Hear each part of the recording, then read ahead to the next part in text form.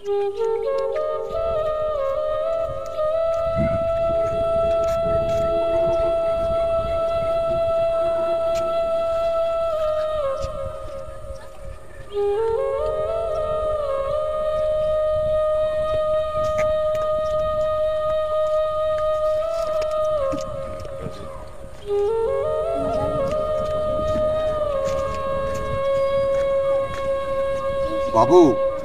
বাবু আমাকে আমাকে দুটো টাকা দাও বাবু। আমি আজ 2 দিন হলো অনাহার, আমার পেটে কিছু যায় নাই বাবু। বাবু, বাবু আমাকে আমাকে দুটো টাকা দেন বাবু। আমি কিছু খেয়ে আমার পেটের জ্বালাটাকে মিটাই বাবু।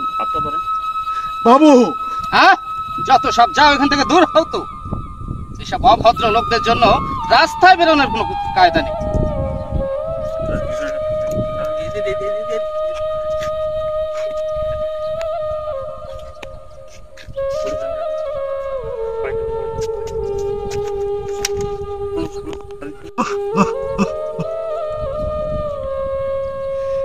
জীবন যুদ্ধে আমি আমি হেরে গেলাম, আমি হেরে গেলাম।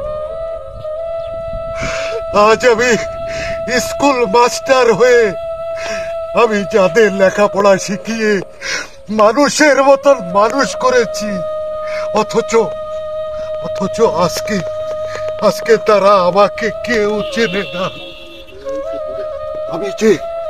আমি যে জীবন যুদ্ধে পরাজিত সৈনিক।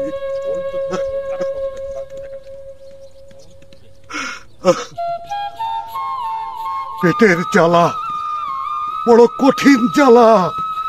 ও ও আল্লাহ, তুমি এর চাইতে আমায় মৃত্যু দাও।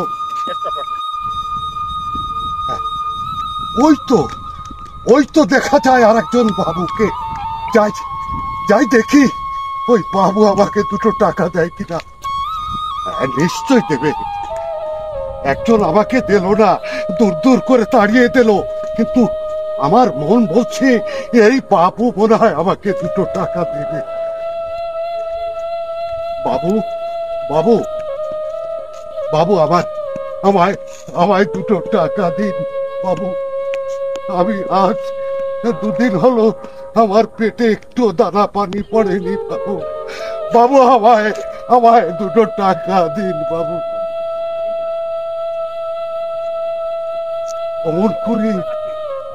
অমন করে আপনি কি দেখছেন বাবু?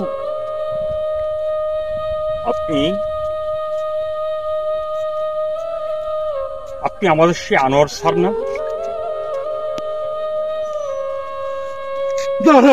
না, আপনি কি করছেন বাবু? আপনি আমাকে চেনেন কি করে? আমাকে চিনতে পারছেন না স্যার? মনে পড়ে আমার সেই ছোট্টবেলার কথা। আমি যখন ক্লাস 10-এ পড়ি, আমি পরীক্ষার ফি দিতে পারছিলাম না বলে আমাকে বের করে দিয়েছিল। তখন আপনি আপনার পকেট থেকে টাকা দিয়ে আমার সেই পরীক্ষার ফি জমা দিয়েছিলেন, আমাকে পরীক্ষা দেবার সুযোগ করে দিয়েছিলেন। আর সেই সুযোগটাই আমি আমার জীবনে কাজে লাগিয়েছি। সুনামের সহিত আমি মেধা তালিকায় পাশ করলাম। এরপর আমি শহরে চলে গেলাম, আর আমাকে পিছন ফিরে তাকাতে হয়নি। আমাকে চিনতে পারছেন? আমার নাম মিল্টন স্যার। মিল্টন? ওরে তুই যে আমার সন্তান, তুই যে আমাকে চিনতে পেরেছিস। আমি চোখে ভালো করে দেখতে পারি না বাবা, তুই যে আমাকে চিনতে পেরেছিস। ওরে বাবা, আমি আল্লাহর কাছে দোয়া করি তুই যেন অনেক বড় হতে পারিস বাবা। কিন্তু আমি একটা জিনিস ভেবে অবাক হয়ে যাচ্ছি। আমরা সমাজের লোকজনরা বলে থাকি শিক্ষকরা নাকি মানুষ গড়ার কারিগর, কিন্তু সারা জীবন মানুষ গড়ে তারা কি পেল বিনিময়ে? তাদের শেষ বয়সের পরিণতি কি এই পথে পথে ভিক্ষা করা? আশ্রয়টুকু নেই? আমি জানি না। ভাগ্যের পরিহাস। কিন্তু আমার বিবেক মনুষ্যত্ব থাকতে আমি তো আপনাকে এভাবে পথে ভিক্ষা করতে দিতে পারি না। আপনি যাবেন, আমার সঙ্গে যাবেন আপনি।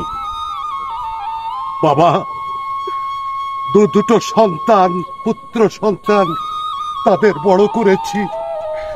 তারা অনেক বড় চাকরি করে, অথচ তারা আমাকে বাড়ি থেকে দূর দূর করে তাড়িয়ে দিয়ে দিল। কারণ আমি যে এখন কামাই করতে পারি না, চোখে ভালো করে দেখতে পারি না। একটা কথা বলবো স্যার। বলো। আমি হিন্দু, আপনি মুসলমান, আমাকে কি আপনার সন্তান ভাবতে পারেন না? অবশ্যই। তাহলে জাত কোনোদিন ভেদাভেদ করা যায় না। তাহলে আর কোনো কিন্তু নয়, চলুন। বাবা যাবে ছেলের বাসায়, আর ছেলে পাবে তার হারানো বাবাকে। চলুন স্যার। হে আল্লাহ, আসুন। তুমি আমার সন্তানকে আরো অনেক বড় করো, অনেক বড় করো, অনেক বড় করো।